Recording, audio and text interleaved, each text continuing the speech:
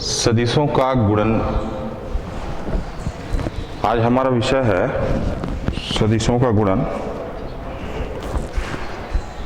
तो इस पे चर्चा करने के पहले मैं ये बता दूं, जो भौतिक राशियां हैं वो दो प्रकार की होती हैं। पहला अदिश राशि और दूसरा कहलाता है सदिश राशि। ऐसी भौतिक राशियां जिनमें केवल परिमाण होता है, जैसे चाल हो गया, है ना, ये क्या कहलाती है? अदिश राशि। और वह भौतिक राशि जिसमें परिमाण के साथ दिशा भी होगी वो कहलाता है सदिश राशि। तो आज इन्हीं सदिश राशियों के गुणन के बारे में हमको देखना है। ये जो सदिशों का गुणन है, जैसे हम सामान्य संख्याओं का गुणा करते हैं वैसे ही सदिश राशियों का भी गुणा किया जाता है। ये दो प्रकार से होता है। ये सदिश राशियों का गुणन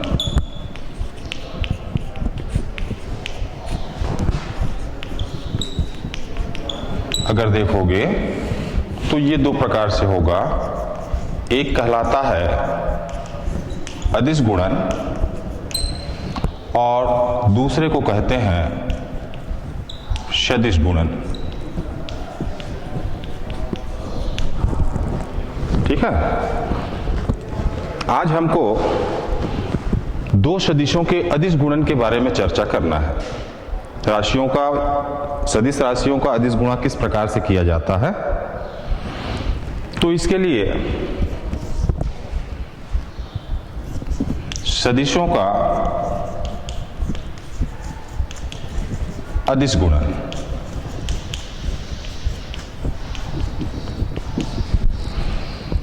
यदि मान लें हमारे पास दो सदिश राशियां हैं ए और बी,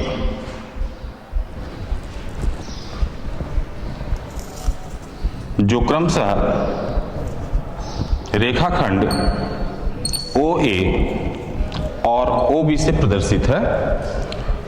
रेखाखंड ओ ए ये सदिश ए को प्रदर्शित करता है और रेखाखंड ओ बी जो है ये सदिश बी को प्रदर्शित करता है, जहां सदिश ए और बी के बीच का कोण कितना है? थीटा, है ना। तो हम पहले मान लें कि यदि सदिश ए व सदिश बी के बीच का कोण कितना है? थीटा है। तो जो सदिश राशियों के अदिश गुणन की परिभाषा है वो ये कहता है कि सदिश ए, जिसको हम वेक्टर ए कहेंगे, डॉट वेक्टर बी, ये बराबर होता है ए का मापांक मॉड ऑफ ए। सदिश ए के मापांक को इस प्रकार से प्रदर्शित किया जाता है। ये किसी सदिश राशि के, ये हम 11वीं में पढ़ चुके हैं, है ना।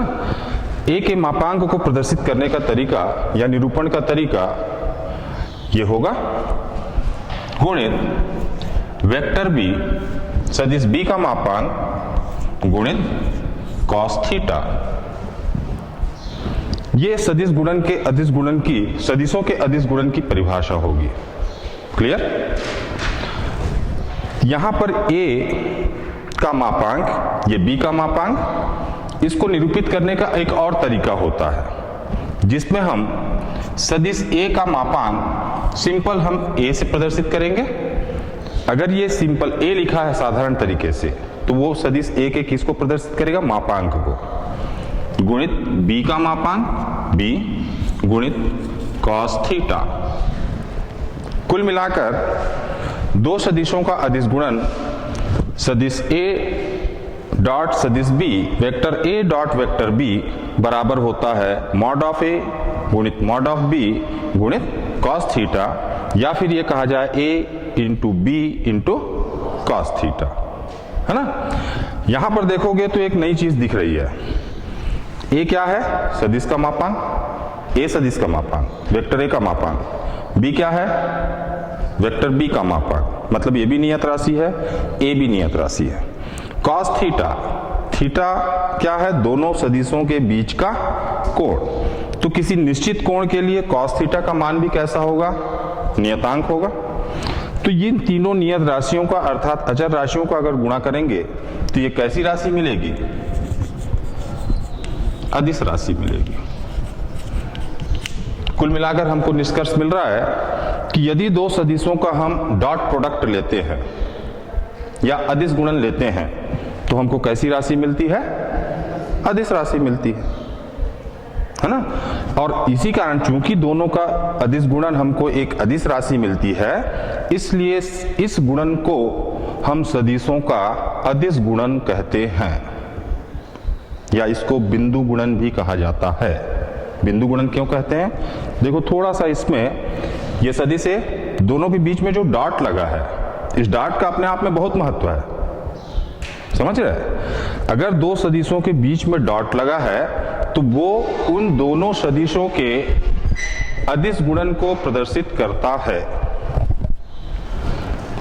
उन दोनों सदिशों के अदिश गुणन को प्रदर्शित करता है। ये अदिश गुणन हो गया। चलो अब इसकी विभिन्न स्थितियों पे बात करते हैं। विभिन्न स्थितियां,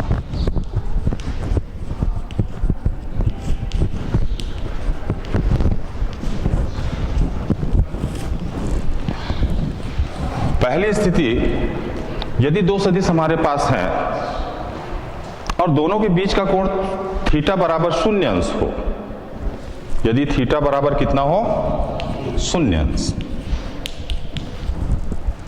तो सदिश ए और सदिश बी का जो डॉट प्रोडक्ट होगा ये बराबर कितना मिल जाएगा? ए का मापांक गुणित बी का मापांक गुणित कॉस थीटा का मान कितना लेना है, क्योंकि दोनों सदिश के बीच का कोण कितना है? 0, 0 अंश। कॉस 0, थीटा का मान सुन लेगा। कॉस 0 बराबर होता है 1, कॉस 0 डिग्री बराबर होता है 1, तो ये हमको मिल जाएगा ए बी इंटू 1 बराबर ए बी। ए गुणित बी कैसी राशि है? ए धनात्मक है, बी धनात्मक है, निश्चित रूप से दोनों का गुणनफल कैसा होगा? धनात्मक होगा। अर्थात ये कहा जा सकता है कि यदि दोनों के बीच का कोण 0 अंश है, दोनों सदिशों के बीच का कोण, तो दोनों का जो डॉट प्रोडक्ट होगा वो कैसा मिलेगा? धनात्मक मिलेगा। ठीक है। दूसरी स्थिति देखते हैं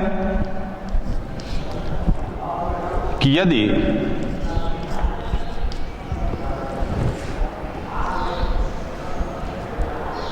या ए बी मिलेगा, कह ले थीटा बराबर 180 अंश, 90 अंश है। थीटा बराबर कितना है? 90 अंश।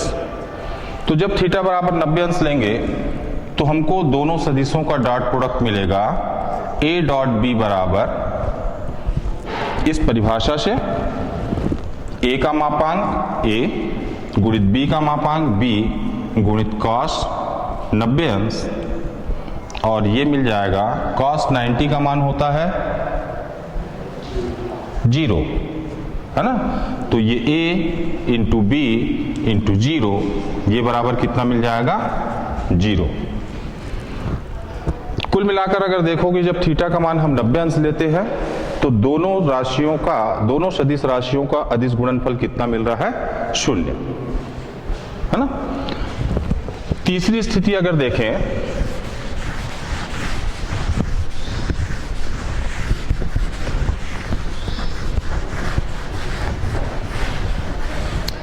इस स्थिति को मैं थोड़ा सा और स्पष्ट कर दूं कि ये दोनों सदिश राशियों का डॉट प्रोडक्ट अपने को मिल रहा है 0। इन दोनों का डॉट प्रोडक्ट कितना है? 0। तो इस स्थिति में थीटा का मान कितना है? 90 अंश। 90 अंश मतलब दोनों सदिशों के बीच का कोण 90 अंश है। इसका आशय यह है कि दोनों सदिश कैसे हैं? परस्पर लंबवत है। दोनों के बीच का कोण 90 अंश है, मतलब दोनों सदिश परस्पर कैसे होंगे? लंबवत होंगे। तीसरी स्थिति अगर देखोगे थीटा बराबर अगर हम 180 अंश लेते हैं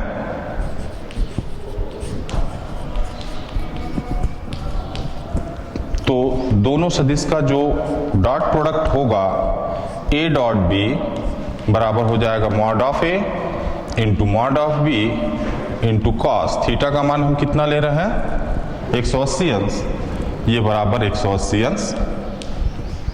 कॉस 180 अंश का मान होता है -1, तो ए बी इंटू -1 और ये हमको मिलेगा माइनस ए बी। कुल मिलाकर जब देखोगे तो ए डॉट बी का मान जब 0 अंश होगा, ए डॉट बी का मान हम निकाल रहे हैं और थीटा बराबर 0 अंश होगा तो ये हमको 0 ए बी मिलेगा। यदि थीटा बराबर 90 अंश ले रहे हैं, 90 अंश है, तो ए और डॉट बी का जो डॉट प्रोडक्ट होगा वो 0 होगा। और यदि दोनों के बीच का कोण 180 अंश है, 180 अंश मतलब दोनों सदिश परस्पर विपरीत है। मान लो ये ए इस दिशा में है और बी यहां से इसके विपरीत दिशा में है, तो दोनों के बीच का कोण 180 अंश होगा, है ना। तो हम कह सकते हैं कि इस स्थिति में हमको ए डॉट बी जो मिलेगा माइनस ए बी के बराबर मिलेगा। यहां पर हम इस जब दोनों सदिश परस्पर लंबवत है इस पर विशेष ध्यान रखोगे। दो सदिश परस्पर यदि लंबवत हैं अर्थात दोनों के बीच का कोण 90 अंश है तो दोनों सदिशों का डॉट प्रोडक्ट कितना होता है 0 होता है, अदिश गुणनफल 0 मिलेगा।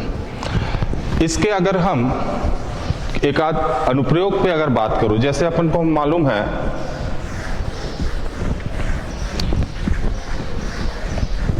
यदि किसी पिंड पर कार्य किया जा रहा है या बल लगाया जा रहा है तो किए गए कार्य का मान होता है बल गुणित विस्थापन। कार्य बराबर बल गुणित बल की दिशा में विस्थापन।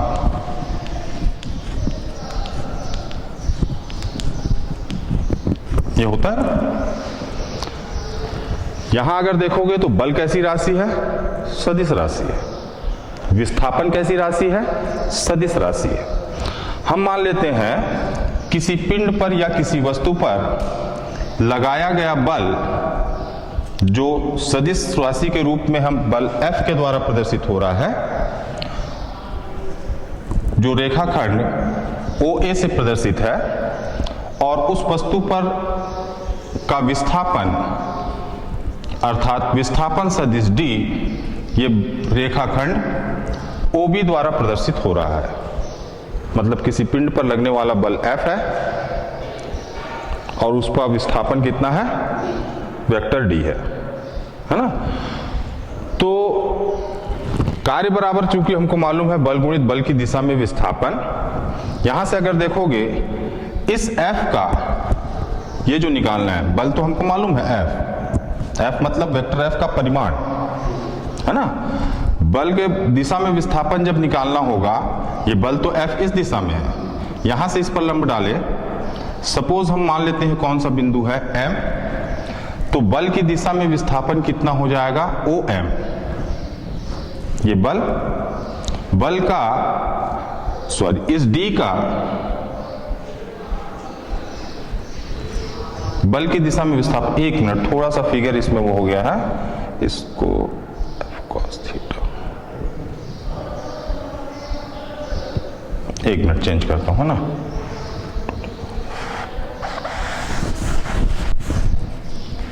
ये बल F OA, ये विस्थापन हो गया D, OB हमको निकालना है बल गुणित बल की दिशा में विस्थापन।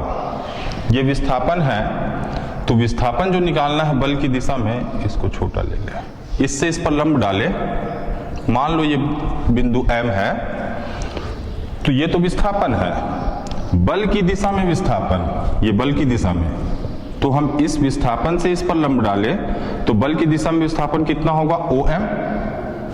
यदि दोनों के बीच का कोण कितना है, थीटा है, F और D के बीच का कोण, तो ऐसी स्थिति में ये हमको कितना मिलेगा D cos थीटा। D का F पर प्रक्षेप है ये जो मिलेगा हमको कितना मिलेगा D cos थीटा। किसका मान, OM का मान। अब अगर हम कार्य को निकालें तो कार्य W बराबर मिलेगा बल F गुणित बल की दिशा में विस्थापन, ये बल की दिशा में विस्थापन OM अगर देखें तो ये मिल रहा है d cos थीटा। कुल मिलाकर F क्या है? बल का परिमाण, d क्या है? विस्थापन का परिमाण, क्योंकि बल भी सदिश राशि है, विस्थापन भी सदिश राशि है। बल का मापांक गुणित विस्थापन का मापांक गुणित cos थीटा, जहां थीटा क्या है? दोनों के बीच का कोण। तो इसको हम लिख सकते हैं वेक्टर F और वेक्टर D का क्या है? ये डॉट प्रोडक्ट है। ये तो डॉट प्रोडक्ट की परिभाषा है। F और D का जो डॉट प्रोडक्ट होगा वो कितना होगा? F गुणित D गुणित cos थीटा। इस प्रकार से हम बता सकते हैं कार्य बराबर कितना होगा? लगाया गया बल सदिश राशि है और विस्थापन D वो भी एक सदिश राशि है, दोनों के डॉट प्रोडक्ट के बराबर होता है ना। तो ये एक इसका भौतिक अर्थ, मतलब भौतिक सत्यापन हो, भौतिक रूप में हम इसको इस प्रकार से प्रदर्शित कर सकते हैं। चलो कुछ और अन्य बिंदुओं की बात करें जो हम इसके पहले शर्त की बात कर रहे थे।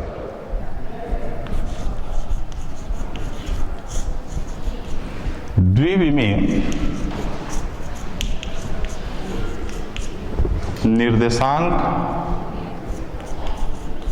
निर्देशाक्ष में सदिश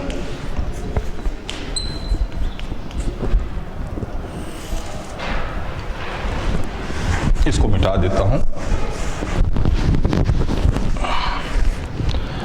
द्विविमीय निर्देशाक्ष में अगर हम सदिशों का निरूपण करें, या ये कहें कि सदिशों को अगर हम दो अक्षों में, दो लांबिक अक्षों में वियोजित करें, हम मान लेते हैं ये x अक्ष है, ये y अक्ष है, ये मूल बिंदु है। एक रेखाखंड OP किसी सदिश वेक्टर R को प्रदर्शित करती है।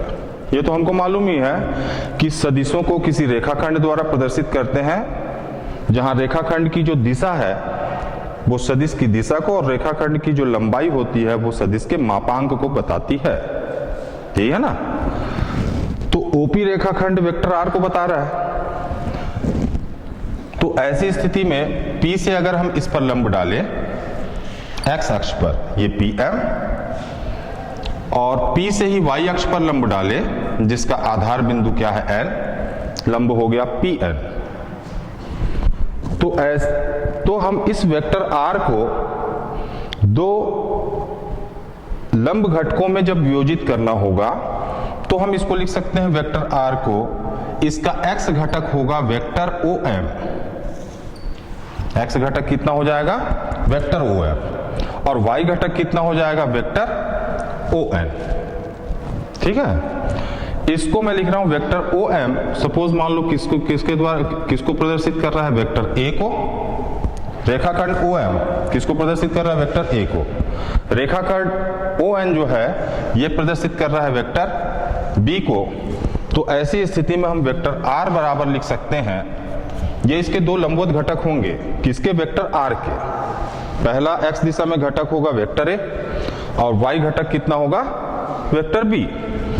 तो वेक्टर R बराबर लिखा जा सकता है vector A plus vector B, है ना। एकक सदिश अगर हमको मालूम है कि x अक्ष की दिशा में एकक सदिश होता है i कैप, होता है, और y अक्ष की दिशा में एकक सदिश होता है j कैप। तो वेक्टर A को हम लिख सकते हैं AI कैप, किसी भी सदिश को उसके मापांक और उसकी दिशा में एकक सदिश इस रूप में निरूपित किया जा सकता है। जैसे वेक्टर B को निरूपित करना होगा तो वेक्टर B को निरूपित करना होगा तो वेक्टर B का मापांक सिंपल हम B लिखेंगे। अभी मैं कुछ देर पहले बताया था, किसी भी सदिश को अगर हम उसी के लेटर से प्रदर्शित करें, ऊपर अगर एरो नहीं लगा है तो वो क्या कहलाएगा? उसका मापांक। वेक्टर B का मापांक, B की दिशा में एकक सदिश, वेक्टर B किस दिशा में है? y अक्ष की दिशा में। y अक्ष की दिशा में एकक सदिश होता है j कैप। तो इस प्रकार से हम किसी सदिश को दो घटकों में वियोजित कर सकते हैं। दो लंबवत घटकों में, है ना। इसी प्रकार से अगर इसी वेक्टर r को हमको त्रिविम निर्देशांक में प्रदर्शित करना है तो क्या लिख सकते हैं?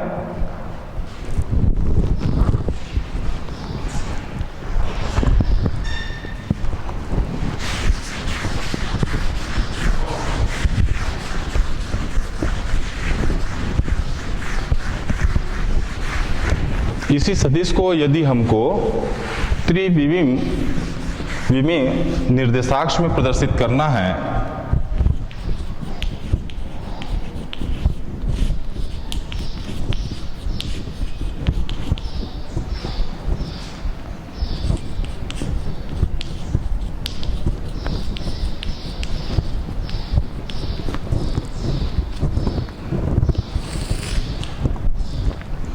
मान लेते हैं इस प्रकार से ये x अक्ष है, ये y अक्ष है, ये z अक्ष है, ये मूल बिंदु है।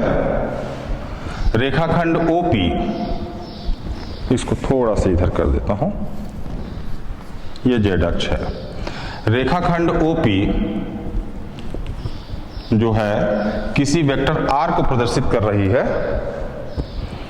r से x अक्ष पर लंब डाले PM, y अक्ष पर लंब डाले PN और z अक्ष पर लंब डाले PL, है ना। तो इस वेक्टर r का x घटक हो जाएगा वेक्टर OM, y घटक हो जाएगा वेक्टर ON और z घटक हो जाएगा वेक्टर OL। चित्र से स्पष्ट है। कुल मिलाकर हम क्या लिख सकते हैं?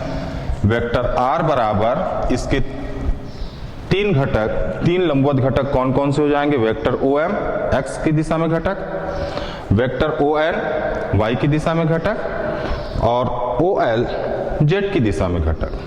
तो ये बराबर लिखा जा सकता है यदि मान लें वेक्टर OM, क्या रेखाखंड OM किसी वेक्टर A को प्रदर्शित कर रहा है, ON वेक्टर B को प्रदर्शित कर रहा है और OL वेक्टर C को प्रदर्शित कर रहा है। तो वेक्टर R बराबर लिखा जा सकता है vector A plus vector B plus vector C। हमको मालूम है x अक्ष की दिशा में एक अक्ष सदिश होता है i के, y की दिशा में होता है j के और z अक्ष की दिशा में एक अक्ष सदिश होता है k के। किसी भी वेक्टर को या किसी भी सदिश को उसका मापांक और उसकी दिशा में एकक सदिश के गुणनफल के द्वारा प्रदर्शित कर सकते हैं। तो वेक्टर r बराबर क्या लिखा जा सकता है? वेक्टर a को लिखना है तो वेक्टर a को लिख सकते हैं हम a का परिमाण, a का मापांक गुणित a की दिशा में एकक सदिश। a किस दिशा में है? x अक्ष की दिशा, और x अक्ष की दिशा में एकक सदिश होता है i कैप, तो a into I cap. Vector b को लिखा जा सकता है bj कैप। वेक्टर c को हम लिख सकते हैं ck कैप। कुल मिलाकर किसी भी सदिश को तीन घटकों में अगर वियोजित करना है तो इस प्रकार से हम उसका वियोजन कर सकते हैं। Vector r is equal to हो जाएगा ai cap plus bj cap plus ck cap, जहां a b और c जो होंगे वेक्टर a और वेक्टर b और वेक्टर c उस सदिश के तीन लंबवत घटक होंगे। जब हम तीन घटकों में वियोजित करेंगे तब, है ना। अभी जैसे हम परिभाषा में देखे थे कि दो सदिशों का अदिश गुणन मिलता है वेक्टर a डॉट b बराबर a का मापांक गुणित b का मापांक गुणित cos थीटा, जहां थीटा दोनों के बीच का कोण है। इसमें यदि हम, ये तो वियोजन की बात हो गई,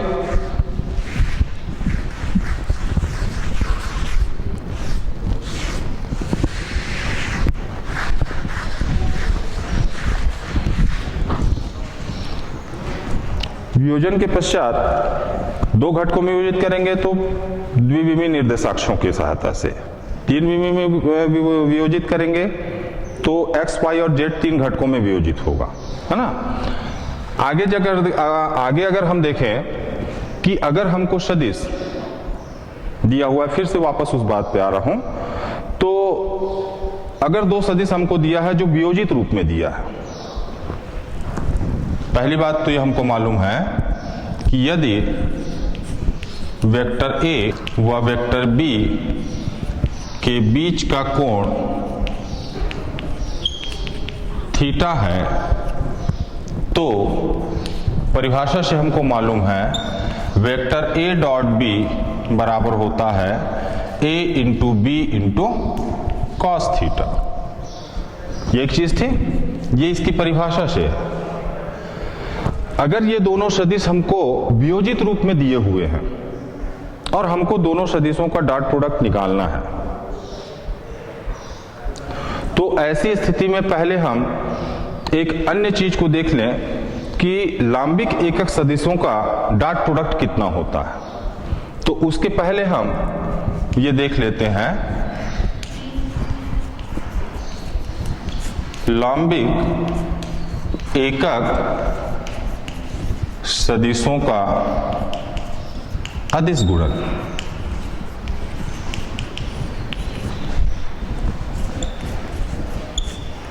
हमको मालूम है एक्स अक्ष की दिशा में एकक सदिश होता है आई कैप, वाई अक्ष की दिशा में जे कैप और जेड अक्ष की दिशा में के कैप। इसको मैं इस प्रकार से निरूपित कर देता हूं, ये एक्स अक्ष है, ये वाई अक्ष है और ये जेड अक्ष है। ये मूल बिंदु है। इस दिशा में एकक सदिश आई कैप, इस दिशा में एकक सदिश जे कैप और जेड अक्ष की दिशा में एकक सदिश कितना है के कैप। निश्चित रूप से तीनों के बीच का आपस में कोण कितने अंश का होगा? तीनों परस्पर लंबवत होंगे क्योंकि एक एक्स अक्ष की दिशा में, दूसरा वाई अक्ष की दिशा में और तीसरा जेड अक्ष की दिशा में, है ना। तीनों परस्पर लंबवत होंगे। तो पहले यदि हम आई कैप डॉट जे कैप अगर निकालें, कितना आएगा? ये दोनों सदिशों का डॉट प्रोडक्ट है ना। तो आई कैप डॉट जे कैप अगर निकालें तो हमको इस परिभाषा से मालूम है ए डॉट बी बराबर होता है vector A dot vector B बराबर होता है ए का मॉड। तो हम यहां पर क्या लिखेंगे? मॉड ऑफ आई कैप, दूसरा सदिश है J cap, mod of J cap into cos theta. I और जे के बीच का कोण, आई और जे के बीच के कोण कितने अंश का होगा? 90 अंश का। मतलब यहां पर थीटा का मान कितना होगा? 90 अंश। कॉस 90 का मान कितना होता है? 0 होता है। तो इसको अगर देखेंगे तो आई कैप का मापांक, आई कैप एकक सदिश है, एकक सदिश का मापांक 1 होता है, तो ये 1। जे कैप का मापांक एकक सदिश है, इसका मापांक भी 1। कॉस 90 का मान 0 होता है। कुल मिलाकर आई डॉट जे कैप बराबर कितना होगा? 0। ठीक इसी प्रकार से अगर हम जे कैप डॉट के कैप निकालें तो ये भी आई जे कैप का मापांक 1, के कैप का मापांक 1 गुणित कॉस थीटा का मान कितना होगा? इन दोनों के बीच का कोण, जे और के बीच का कोण, जे है वाई अक्ष की दिशा में, के है जेड अक्ष की दिशा में। निश्चित रूप से दोनों के बीच का कोण भी कितना अंश होगा? 90 अंश। 1 गुणित 0, तो ये भी कितना मिल जाएगा? 0। इसी प्रकार आप ये करके निकाल सकते हैं जे कैप डॉट के कैप बराबर भी कितना होता है? 0। निकाला जा सकता है ना।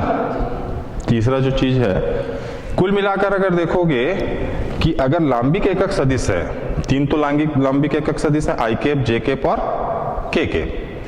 तो अगर भिन्न भिन्न लांबिक सदिश है, आई कैप का जे कैप से, जे कैप का के कैप से, के कैप का आई कैप से, अगर डॉट प्रोडक्ट करते हैं तो वो मान कितना होता है?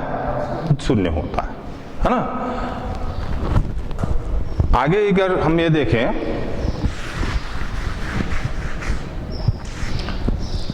सदिशों का स्वयं से सदिश गुणन, अदिश गुणन।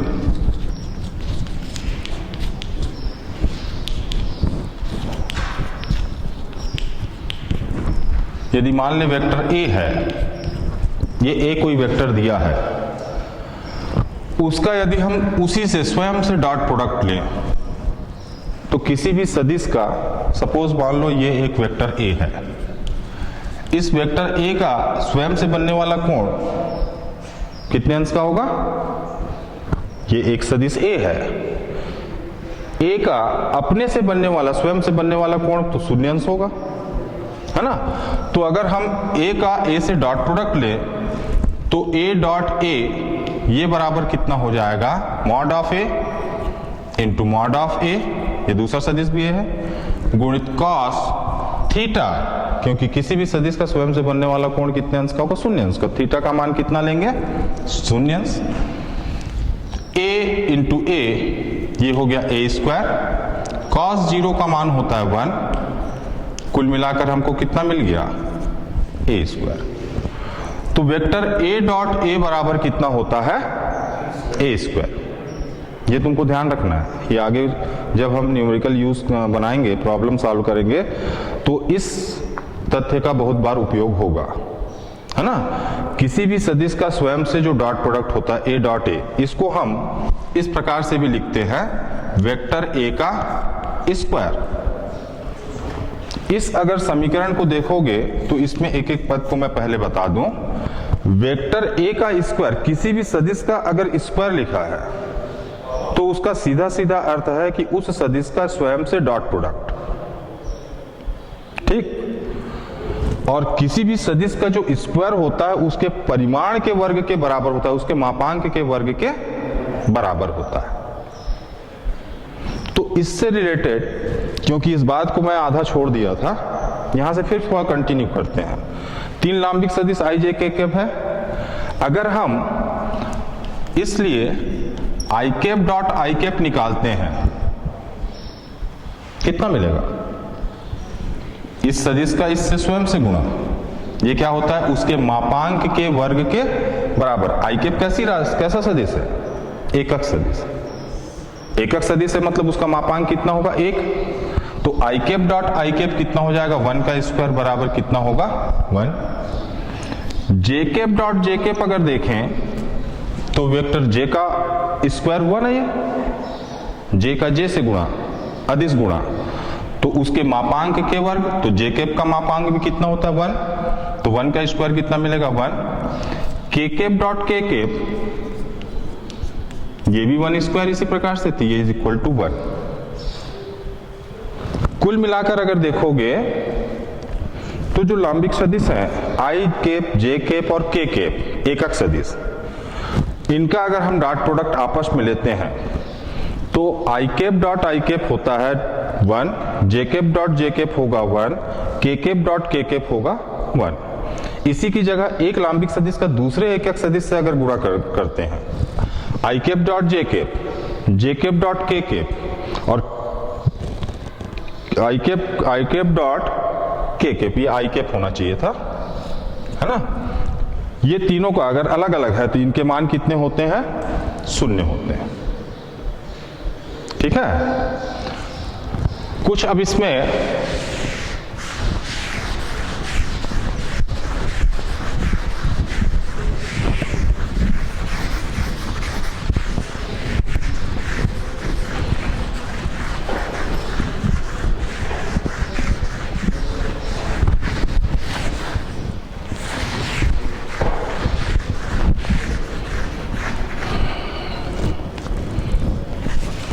इसके कुछ प्रगुणों पे बात कर लेते हैं, फिर उनके गुणा, उन सदिशों का गुणा जब सदिश वियोजित रूप में होंगे, क्योंकि सदिशों का वियोजन हम समझ चुके हैं।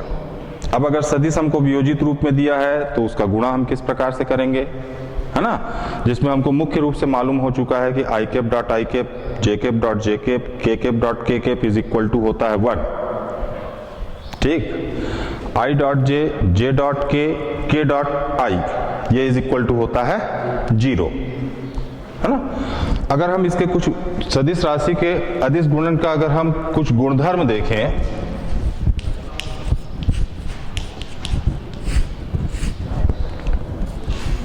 मैं केवल गुणधर्म क्या क्या होते हैं उसको बता दे रहा हूं, हाँ, इसको ध्यान रखोगे पहला जैसे क्रम विनिमय नियम,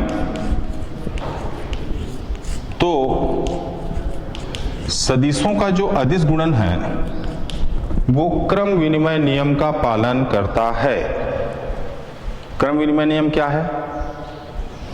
जैसा अगर हम ये देख रहे हैं 3 गुणित 5 15 होता है, 5 गुणित 3 भी 15 प्राप्त होता है। अर्थात 3 और 5 के गुणा में यदि हम अंकों के क्रम को बदल दे तो गुणनफल के मान में किसी प्रकार का परिवर्तन नहीं होता है। यही कहलाता है ना क्रम विनिमय नियम। तो ठीक वैसे ही सदिशों का जो अदिश गुणन है वो क्रम विनिमय नियम का पालन करता है। अर्थात ये कह सकते हैं कि वेक्टर a डॉट b बराबर होता है वेक्टर b डॉट a। सदिशों का अदिश गुणन क्रम विनिमय नियम का पालन करता है। दूसरा, साहचर्य नियम।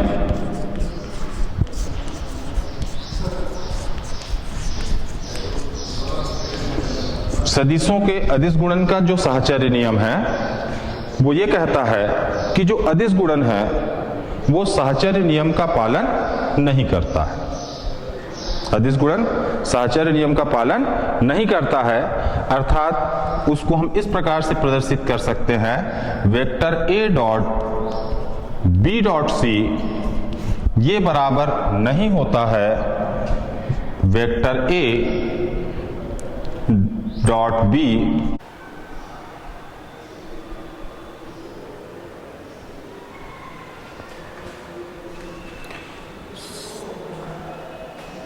सदिश गुणनफल में हमने जो दो सदिशों के अदिश गुणनफल का प्रगुण के बारे में चर्चा किया था, उसमें एक क्रम विनिमय नियम के बारे में देखे थे।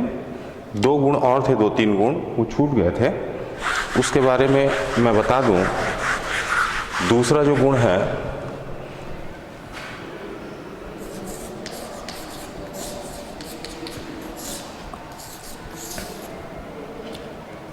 कि अदिश गुणन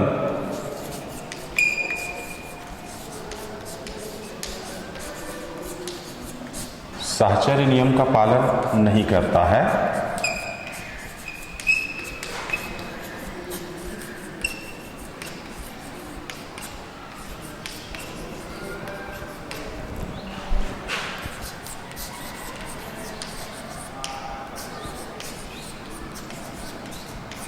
अर्थात हम कह सकते हैं कि यदि 3 सदिश a, b और c इस प्रकार से हैं कि वेक्टर a डॉट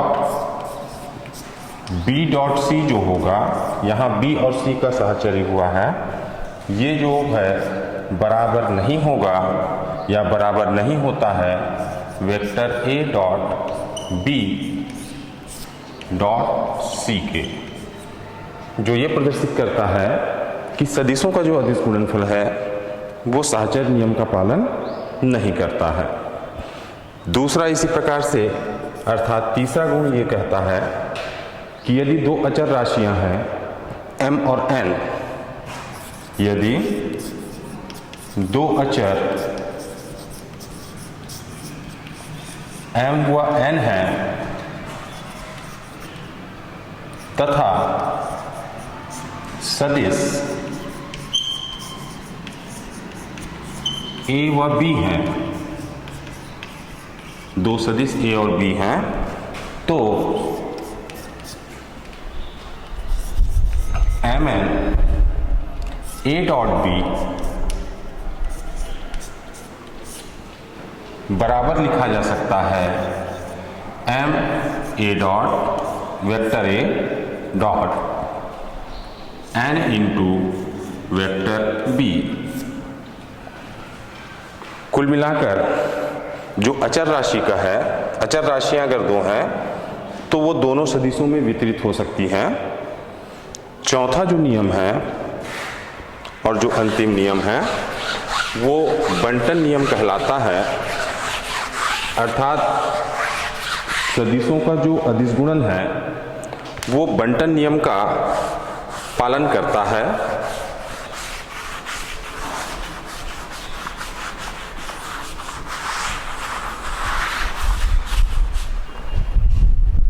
चौथा, बंटन नियम यदि तीन सदिश ए बी सी इस प्रकार से है, सदिश ए बी व सी है और वो इस प्रकार से है कि vector A dot B plus C ये बराबर लिखा जा सकता है vector A dot B plus A dot C. अर्थात ये कह सकते हैं हम कि ये जो डॉट प्रोडक्ट है, अदिश गुणनफल है, वो योग के सापेक्ष बी और सी का यहाँ पर योग हो रहा है, सदिशों का योग के सापेक्ष वितरित होता है और इस नियम को हम क्या कहेंगे? बंटन नियम। तो कुल मिलाकर ये चार नियम होंगे। पहला क्रम विनिमय नियम, सदिशों का अदिश गुणनफल क्रम विनिमय नियम का पालन करता है। दूसरा हमने देखा साहचर्य नियम, सदिशों का अदिश गुणनफल साहचर्य नियम का पालन नहीं करता है। तीसरा, अगर दो सदिश ए और बी हैं और दो अचर राशियां m और n हैं, तो उस स्थिति में हमने देखा था M N into A dot B बराबर M A dot M B. और चौथा ये बंटन नियम, यदि सदिश ए बी सी इस प्रकार से हैं कि vector A dot B plus C ये बराबर लिखा जा सकता है vector A dot vector B plus vector A dot vector C. अर्थात जो डॉट प्रोडक्ट है वो योग के सापेक्ष वितरण नियम का पालन करता है। धन्यवाद।